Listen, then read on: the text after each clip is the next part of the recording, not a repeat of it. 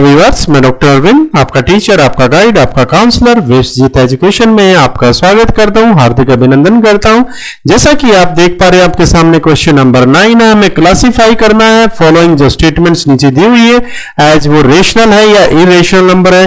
तो हमारे सामने कुछ नंबर्स गिवन है, हमें बताना या रेशनल है या इरेशनल, कुछ डेसिमल के पैटर्न में भी है।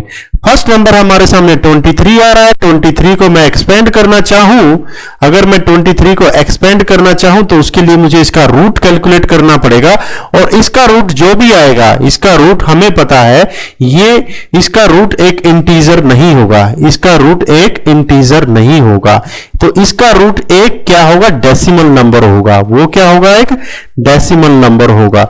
अगर इसका रूट डेसिमल नंबर होता है तो चांसेस रहती है कि वो इरेशनल नंबर होगा, वो नॉन रिपीटिंग नेचर का होगा, non repeating non terminating nature का होगा, नॉन टर्मिनेटिंग नेचर का होगा। तो हमारा आंसर आ चुका है कि ये एक इरेशनल नंबर होगा। √2 to 5 के हम फैक्टर करते हैं तो 15 into 15 होता है। पेयर हमारे सामने बन रहा है तो +15 बाहर आ रहा है। +15 क्या है हमारे पास, एक इंटीजर है, एक होल नंबर है, और एक हमारे पास क्या है, नेचुरल नंबर है। और ये तीनों ही नंबर हमारे क्या होते हैं, रेशनल नंबर होते हैं। तो ये हमारा क्या है, रेशनल नंबर है। आंसर आ गया 0.39796। ये जो नंबर है ये एक टर्मिनेटिंग नंबर है, एक क्या है, टर्मिनेटिंग डेसिमल नंबर है। जब एक डेसिमल नंबर की प्रॉपर्टी टर्मिनेटिंग की हो जाती है तो वो हमारे सामने क्या होता है, रेशनल नंबर होता है। तो ये हमारा आंसर आ गया।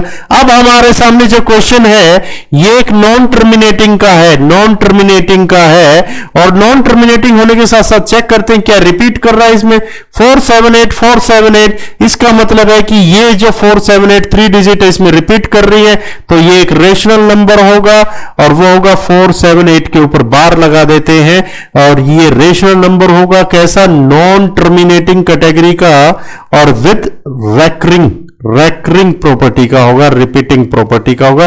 तो ये हमारा आंसर आ चुका है।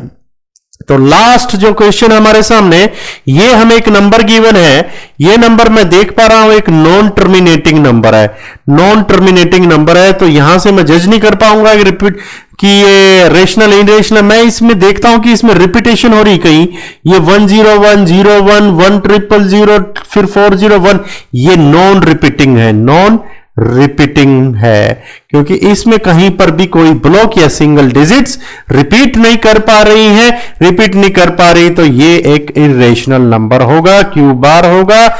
ये एक क्या है, इरेशनल नंबर है, और इरेशनल नंबर है।